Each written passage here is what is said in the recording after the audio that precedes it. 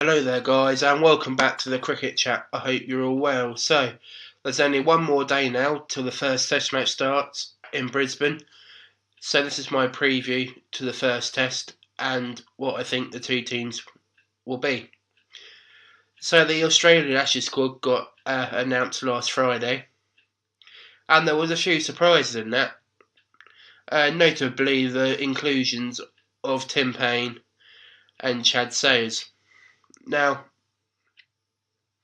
as I mentioned in my head-to-head battles, I mentioned Tim Paine because the obvious reason I mentioned Paine was because he played in that Cricket Australia 11 at the day-night practice match. So my thinking why I mentioned Tim Paine in the video was just a logical one really, because it was obvious I wasn't going to go with Matty Wade after the scrutiny he was under, and I don't think they fancied Peter Neville either, so Tim Paine to me was the obvious inclusion, but it took a lot of people by surprise. So I'll give you the squads first, and then I'll tell you what the 11 will be on both sides. So Australia have gone with Steve Smith, David Warner, Cameron Bancroft, Usman Khawaja, Peter Hanson, Shaun Marsh, Tim Paine, Mitchell Starc, Pat Cummins, Nathan Lyon, Josh Hazlewood, Jackson Bird and Chad Sayers. And I'm sure you're aware of the England squad, but I'll give you a recap. Alistair Cook, Mark Stoneman, Joe Root, David Milan, Gary Ballance, James Vince, Moeen Ali, Johnny Bairstow, Mason Crane, Ben Folkes, Chris Wokes, Stuart Broad, James Anderson, Jake Ball, Craig Overton and Tom Curran. So just reading out the England squad there, it's not the most experienced. There's rumours rumbling that potentially Ben Stokes could be on his way to Australia Tuesday next week. I don't know how true that is, but that's certainly the rumours over here. And he has been practicing at Durham via his Instagram. He's put some videos of himself in the nets bowling and battling. Notably, he mentioned it was a full run-up, so maybe the rumours are true and he's going to be flying out to Australia to join the squad potentially in time for the day-night test match, which would be a much welcome bonus to England. Anyway, I digress a bit there. As I was saying, they're the two squads. Now let's give you a bit of the preview. So England's only won twice at the Gabba since the Second World War, so it doesn't look a great stat for them.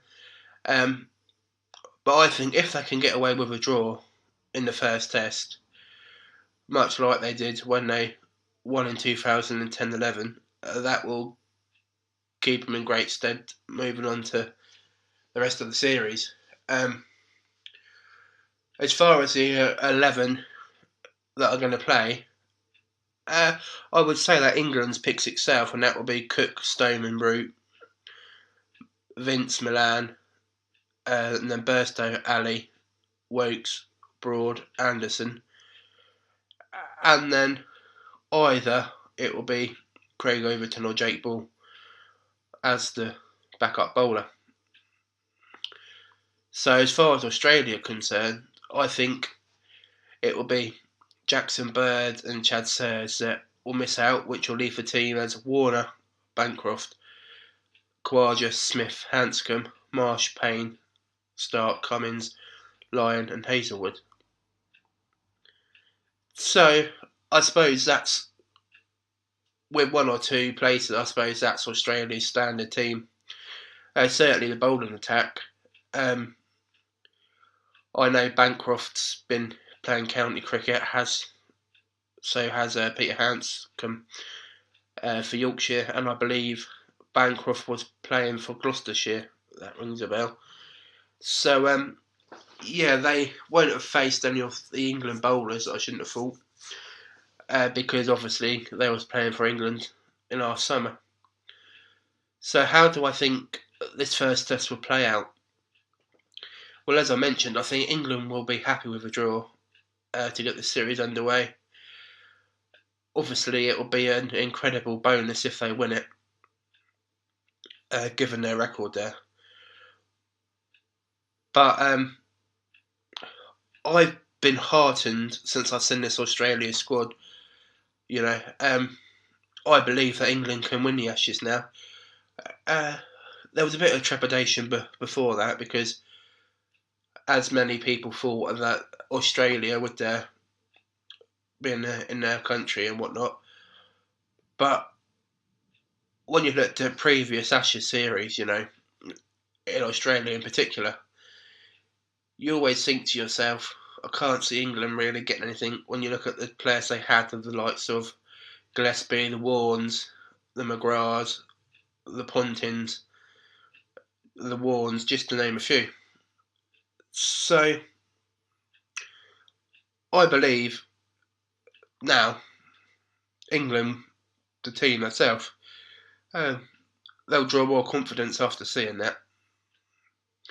So how do I think the team will perform?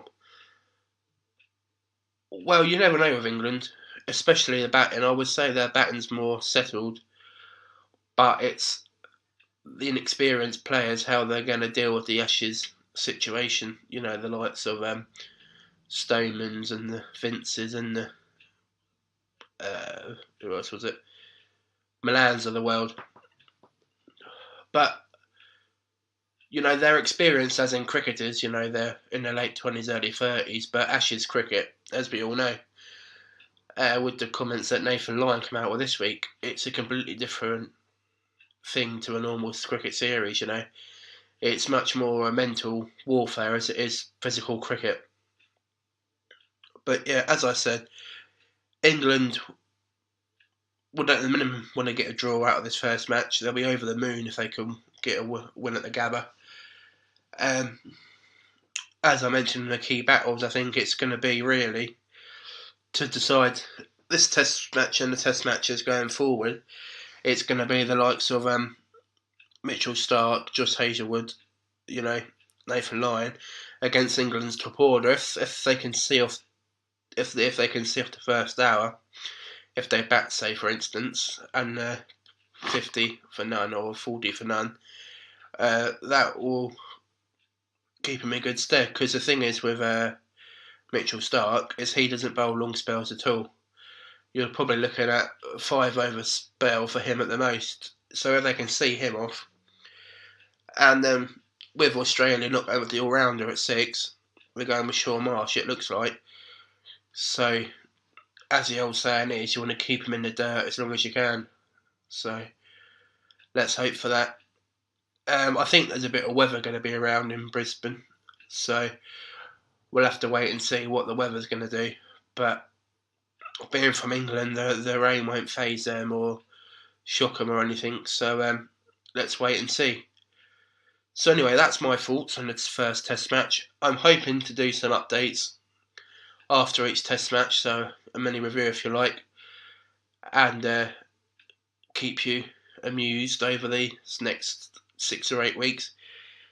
Thanks for watching. Don't forget to follow me on my Twitter page. I'll put a link in the description below. And also don't forget to subscribe. I've been blown away by the amount of people that have subscribed, so thank you for that. And also, if you're feeling extra generous, give the video a thumbs up. That would be much appreciated. And yes, I shall catch up with you after the test match. Thanks again for watching.